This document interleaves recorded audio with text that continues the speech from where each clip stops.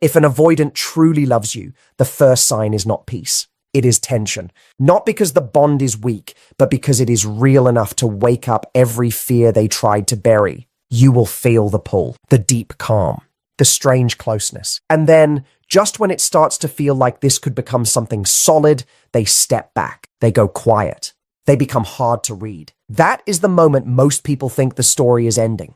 But don't click away, because this is where the real story begins. With an avoidant, love rarely arrives like a perfect romance. It comes in waves, near, then far, warm, then cold, open, then distant. And if you do not understand what you are seeing, you will call it rejection when it is really fear. You will think the bond is breaking when it is actually being tested. That is why this matters so much. Because when an avoidant and you are deeply connected, one pattern almost always shows up. The connection keeps returning, not in a clean line, not in a simple way, but it returns. And every return carries a message. So if someone keeps leaving and coming back, do not look only at the distance. Look at what the distance is doing to both of you. Look at what changes when they return. Because sometimes the love that lasts does not start with certainty. Sometimes it starts with confusion, silence, and a bond that refuses to fully die. What usually happens first is something powerful that neither person can fully explain. There is a strong emotional pull. It feels natural, almost too natural. Conversations go deeper than expected. Time together feels different from what both of you have known before. Even the avoidant feels it. They may never say it clearly. They may hide it behind jokes, mixed signals, or silence. But inside, they know this is not casual. Around you, they feel seen in a way that is both comforting and dangerous. They feel calm, but also exposed. They feel safe, but also vulnerable. And that is where the trouble begins. Because for an avoidant, deep closeness can light up old fear faster than it creates peace. It is not always fear of you. It is fear of what loving you might stir up inside them. Fear of needing too much. Fear of losing control. Fear of depending on someone and then getting hurt. Fear of becoming so emotionally involved that they can no longer escape their own feelings. So right when the bond starts to feel important, they begin to back away. Their energy changes. Their replies slow down. Their warmth becomes inconsistent. One day they are right there with you, and the next day they feel far away. This is the part that hurts. It feels personal. It feels unfair. It feels like something beautiful is slipping through your hands. But stay with this, because the meaning of that distance is everything. The distance is often not proof that the feeling was fake. Sometimes it is proof that the feeling became too real for them to carry all at once. Most people react to that shift in the same way. They panic. They chase. They try to solve the silence with more words, more effort, more emotional pressure. They ask for reassurance. They demand clarity. They try to love harder, explain more, fix more, hold on tighter. It makes sense. When someone pulls away, your heart wants to close the gap. But with an avoidant, chasing often creates the very thing you fear most. The more pressure they feel, the more they pull back. The more urgency they sense, the more they shut down. The more you ask them to prove their feelings, the more trapped they feel by the connection itself. And that is why the story only changes when your approach changes. When it is truly a bond with potential, there comes a moment when you stop reacting from fear and start responding from self-respect. You stop turning every silence into a crisis. You stop making their distance define your worth. You stop trying to drag closeness out of someone who is afraid of it. And this shift is not cold. It is not a game. It is emotional maturity. You begin to understand that their withdrawal may be a defense, not a final answer. So instead of running after them every time they disappear emotionally, you hold your center. You stay calm. You stay clear. You stay grounded. That changes everything. Because now, for the first time, the avoidant is experiencing a connection that does not suffocate them the second fear appears. They feel your care, but they also feel your stability. They feel your presence, but not your pressure. And for someone who has long connected closeness with loss of freedom, that is rare, very rare. Then the pattern begins. They pull away, but after some time, they come back. Maybe slowly, maybe carefully, maybe with only a little warmth at first, but they return. This is where many people get trapped, because a return alone does not mean growth. It only means the bond still lives. What matters is what changes inside the cycle. When the connection is real and moving in a healthy direction, every return carries a small shift. The silence becomes a little shorter. The walls come down a little faster. The conversations feel a little more honest. Their warmth becomes slightly more steady. They may still get scared, but they do not run as far. They may still need space, but they no longer vanish the same way. This is the part most people miss because they are only looking for perfection. But with an avoidant, progress often comes in inches before it comes in miles. A faster reply matters. A softer tone matters. A moment of honesty matters. A small apology matters. A little more consistency matters. Watch that closely. Because if every cycle returns to the exact same pain with no deeper openness, no stronger effort, no greater awareness, then the pattern is only repeating. But if each return brings even a little more truth, a little more vulnerability, a little more willingness to stay present, then something important is happening. The connection is not just surviving, it is evolving. And sometimes that quiet evolution matters more than dramatic promises. Keep listening, because this next part explains why some bonds slowly grow stronger while others break under the same pressure. Over time, the avoidant starts learning something they did not believe before. They start seeing that closeness does not always mean control. Intimacy does not always mean danger. Love does not always mean losing themselves. This lesson is huge for them. It does not happen through speeches. It does not happen because someone begged enough. It happens through repeated emotional experience. They pull away, but the world does not explode. They need space, but they are not punished for it. They come back, and they are met with steadiness instead of chaos. Little by little, their nervous system begins to trust what their mind could not trust before. They start to feel that being close to you does not erase them. It does not trap them. It does not demand that they stop being who they are. And because of that, their walls begin to lower, one brick at a time. Not in one big movie scene, not with one sudden confession, but in moments, a longer conversation, a more direct answer, a softer look, a choice to stay in the hard moment instead of escaping it, a sign that they are thinking about you even when they are quiet, a willingness to let you see the parts they usually keep hidden. This is how trust grows in this kind of bond. Slowly, quietly, with small proof repeated over time. And if you are paying attention, you will notice it. You will feel that their distance is no longer as sharp as it once was. Their return feels more sincere. Their presence feels less guarded. It is subtle, but subtle does not mean small. Sometimes the softest changes are the ones that matter most. At the same time, you are changing too. And this part is just as important, maybe even more important. Because this connection does not only test the avoidant, it tests you. It asks whether you can love without abandoning yourself. It asks whether you can stay open without becoming desperate. It asks whether you can care deeply without turning that care into emotional dependence. In the beginning, you may have wanted them to choose you so that you could finally feel safe. But as the bond matures, something shifts inside you. You begin to realize that your peace cannot depend on whether they are warm today or distant tomorrow. You stop measuring your value by their availability. You stop collapsing every time their energy changes. You start building your own center, your own rhythm, your own emotional ground. That does not mean you stop loving them. It means you stop losing yourself in the process. You become stronger, calmer, less reactive. More honest about what you feel, but also less controlled by every wave of the relationship.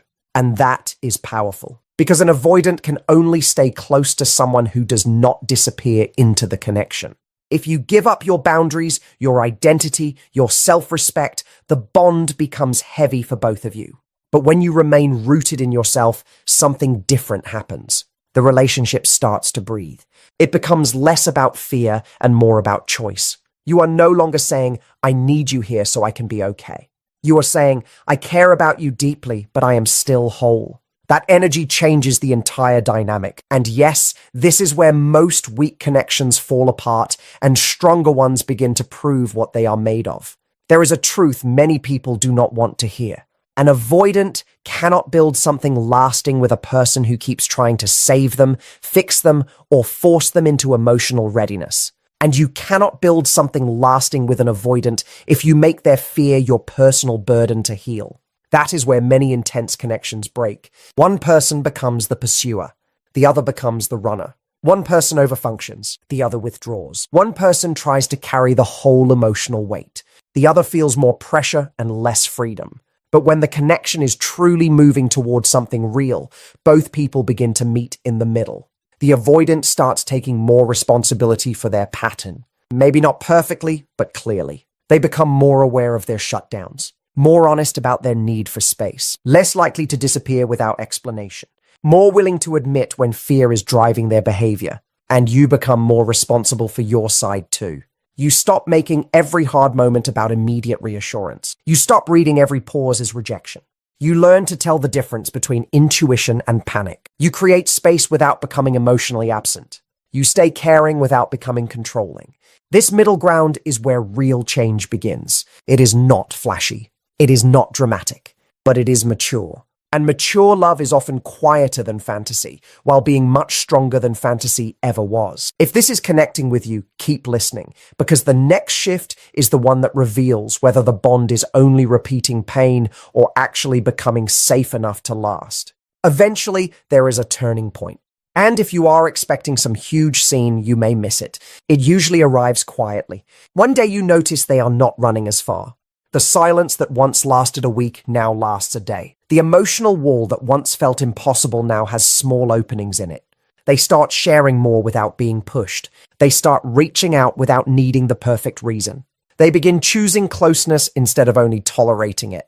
That is a major difference. Tolerating closeness means they stay near you because the feeling is strong. Choosing closeness means they are starting to trust the bond enough to remain present inside it. That is when the connection becomes different. Not easy, not perfect, but different.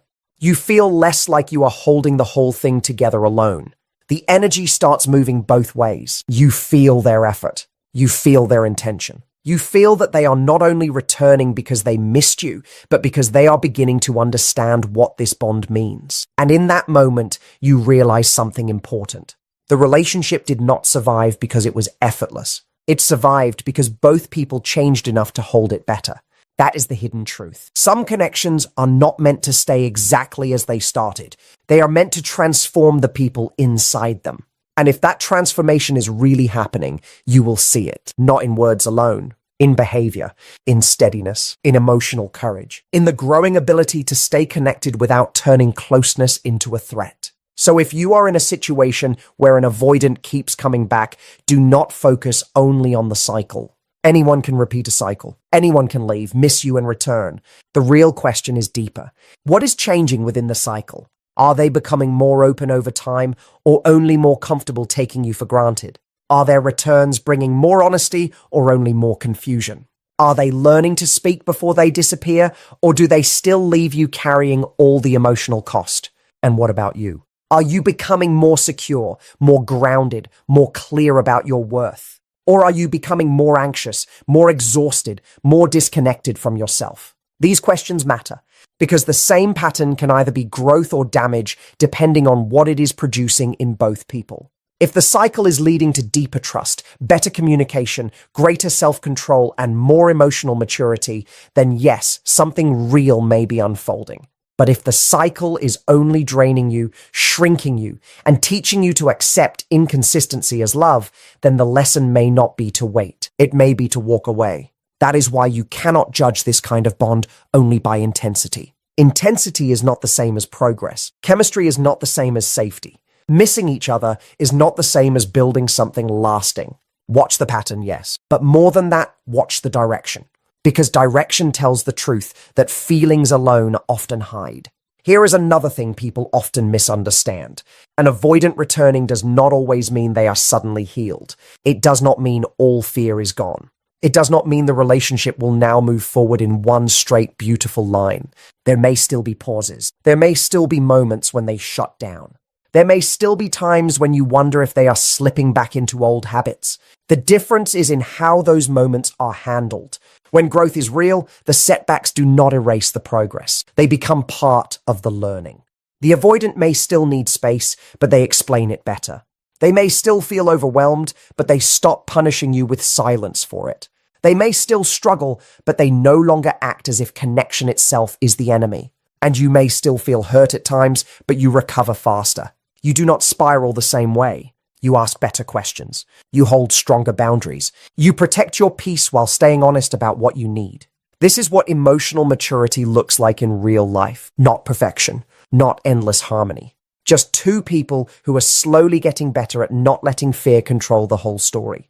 And that kind of progress is powerful because it is earned. It is not based on fantasy. It is built in real moments, under real pressure, with real effort. So if you are living this kind of bond, look carefully. Sometimes the biggest proof of love is not that fear never appears. It is that fear appears, and both people still choose growth instead of letting fear make every decision. You also need to understand the difference between patience and self-betrayal.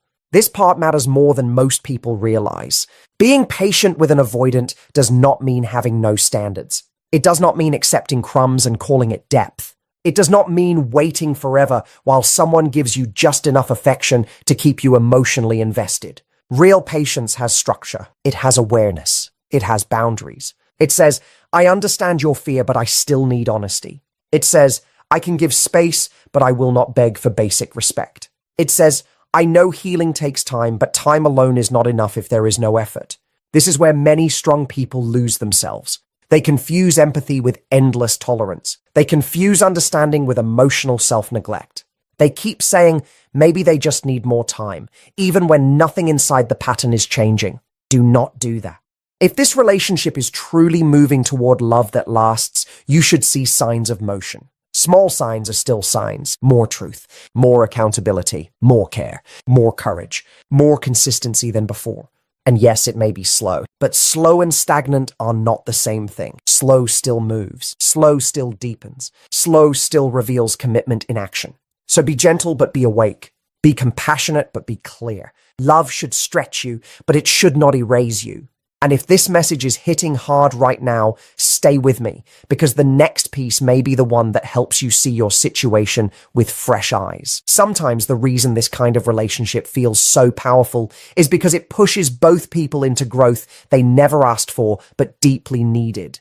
The avoidant is pushed to face intimacy instead of always escaping it. They are pushed to look at the walls they built, the habits they defended, the fear they called independence. And you are pushed to face your own attachment to being chosen, your own fear of abandonment, your own urge to chase certainty from someone who cannot always give it quickly. In that sense, the connection becomes more than romance. It becomes a mirror. It shows both people where they are still unhealed. It exposes patterns that easier relationships may never touch. That is why these bonds can feel so intense. They wake something up. They challenge old survival habits. They force deeper honesty. But here is the key. Growth alone does not justify staying forever.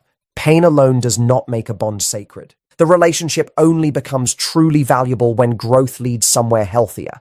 When it creates more truth, more security, more mutual effort, more emotional responsibility. If both people are growing, the bond becomes stronger over time. If only one person is growing while the other keeps hiding behind fear, then the lesson may be personal, not relational. In other words, the connection may still change you even if it does not become your forever story. That is important to remember.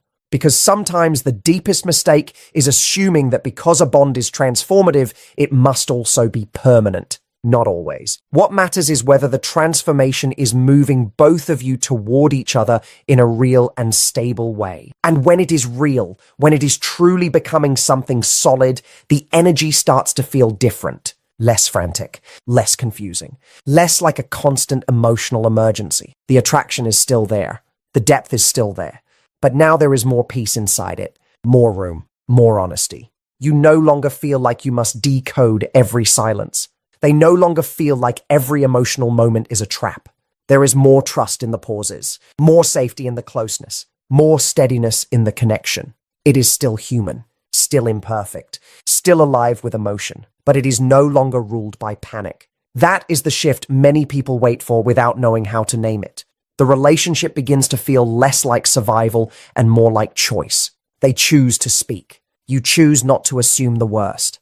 They choose to return with truth. You choose to listen without collapsing your boundaries. And through enough of those choices, the bond becomes strong in a new way. Not because it never struggled, but because it learned how to struggle without destroying itself. That is rare. That is what makes this kind of love different when it truly matures. It is not built on easy chemistry alone. It is built on evolution, on patience with progress, on emotional discipline.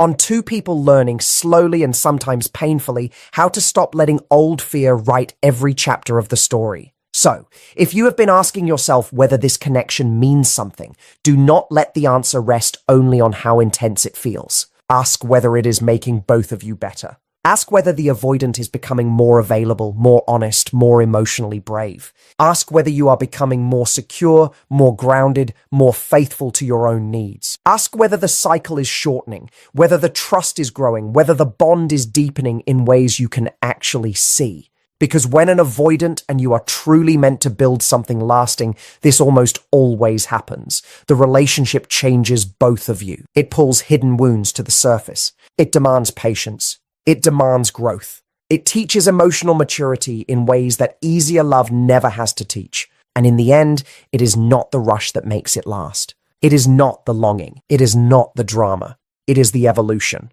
It is the slow building of safety where fear used to live. It is the choice to return better, not just return again. It is the quiet moment when both people finally stop fighting the closeness and begin to trust it. And if you are seeing that happen, even slowly, do not ignore it. Because sometimes the strongest love story is not the one that starts perfectly. It is the one that survives confusion, grows through distance, and becomes real because two people learned how to meet each other halfway instead of asking the other person to do all the changing.